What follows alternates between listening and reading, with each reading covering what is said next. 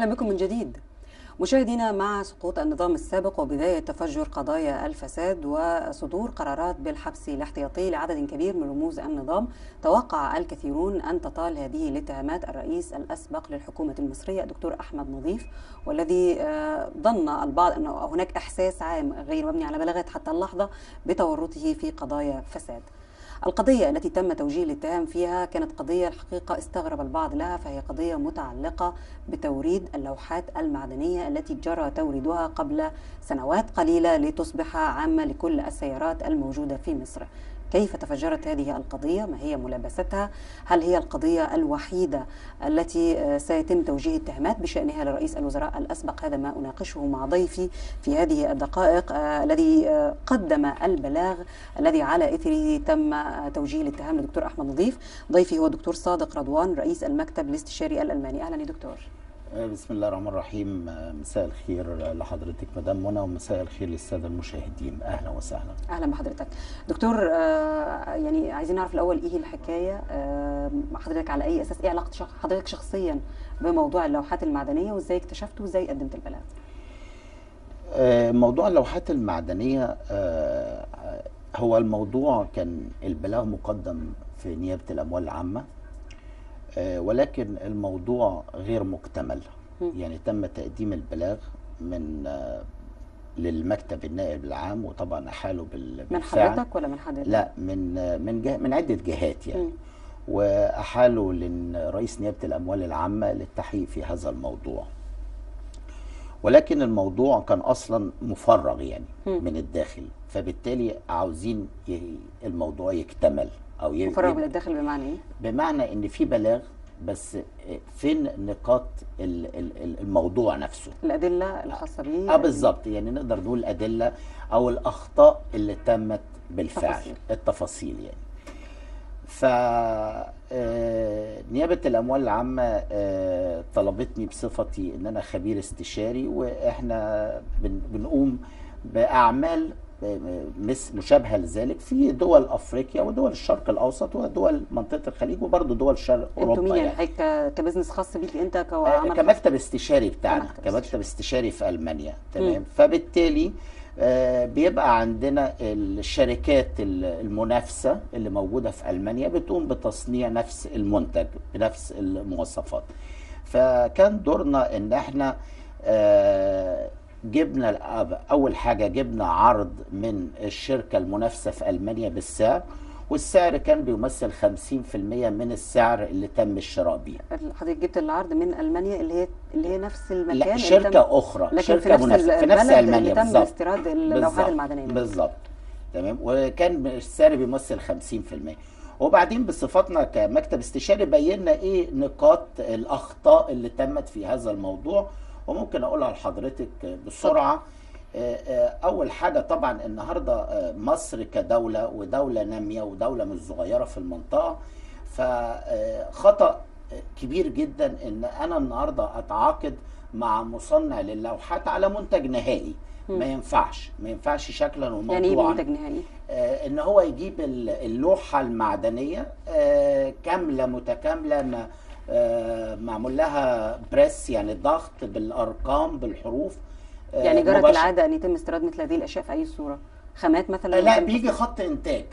بيجي خط انتاج، وبناخد الفنيين المصريين من عندنا نبعتهم المانيا للتدريب، لان لوحه السيارات هي بتعامل معامله صك العمله زيها زي الفلوس. وهل ده بيكون اقل تكلفه؟ مفترض انه طبعا تكلفه؟ طبعا ده يقل كمان عن، يعني لا يزيد عن 25% من اجمالي التكلفه اللي تم بها شراء اللوحه كمنتج نهائي.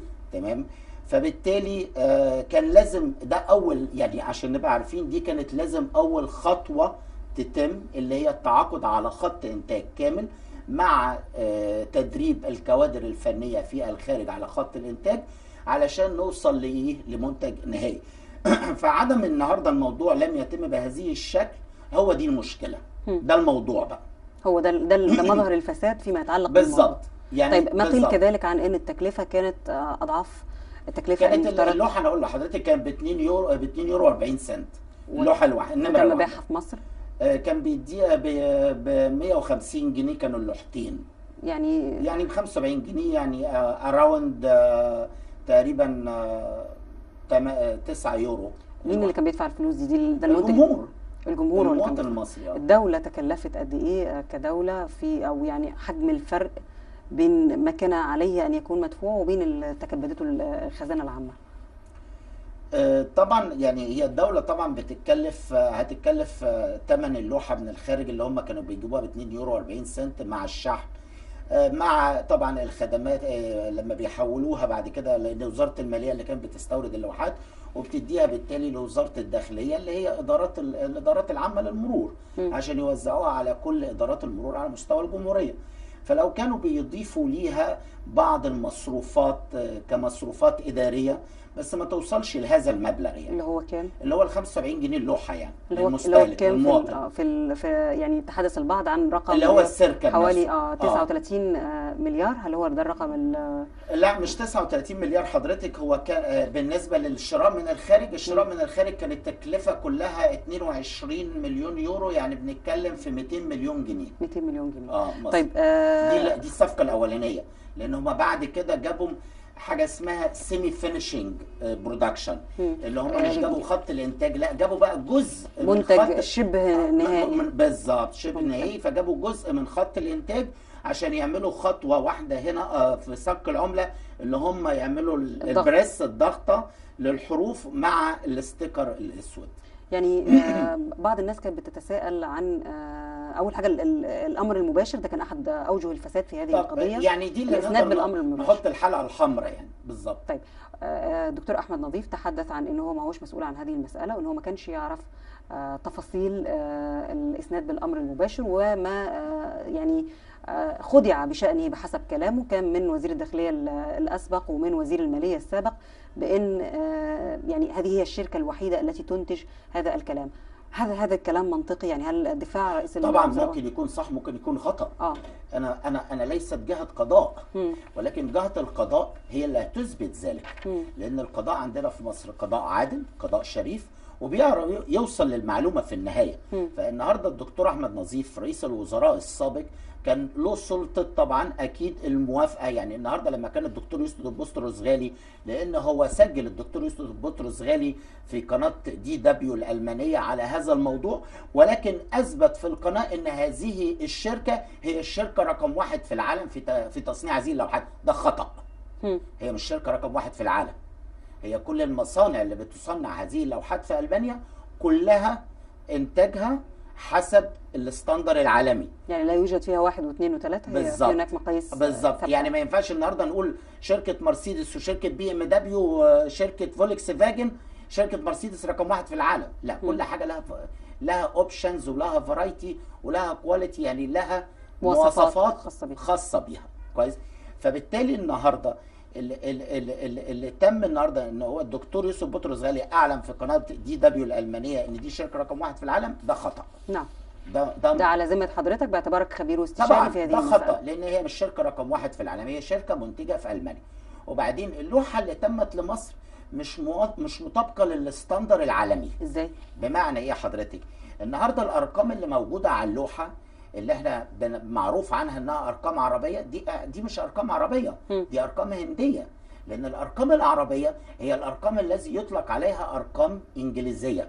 طب انا عايز اسال حضرتك سؤال، يعني المساله هنا يعني بعض الناس تسالوا ايه المغزى وايه الجدوى وليه وضع حروف غير مفهومه وايه معناها؟ عدم خبره. يعني ليه؟ عدم خبرة. لماذا هل كان هناك اي احتياج فني لتغيير ارقام اللوحات المعدنيه اللي طول عمرنا نعرفها الى لوحات معدنيه اخرى؟ ايه مغزى وجود طبعا حروف؟ ده طبعا مطلوب. انا ليه النهارده لازم نتكلم، لازم نعترف بالواقع. احنا كدوله النهارده مصر دوله ناميه.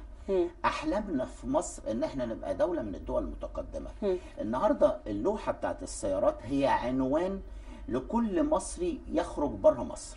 بمعنى النهارده لما اجي اسافر بعربيتي لتركيا لاوروبا لاي مكان في العالم، بمجرد ما يشوف اللوحه بيعرف ان العربيه دي يعني ايه اللي يخلي ان اللوحه اللي عليها ارقام احسن من اللوحه اللي عليها حروف احسن من اللوحه اللي عليها ارقام لوحدها؟ لا هي ما كانش يبقى عليها حروف خالص.